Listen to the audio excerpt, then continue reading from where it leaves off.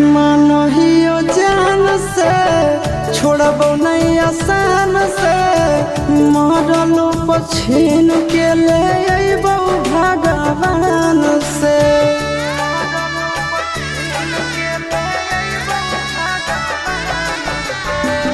मानहियो जान से छोड़बो नहीं आसान से मरलो पछीन के ले अइबो भगवान से।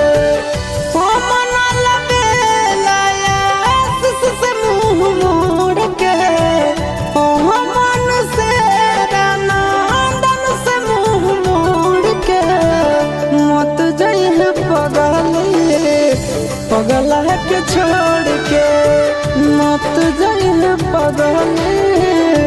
पगला के छोड़ के।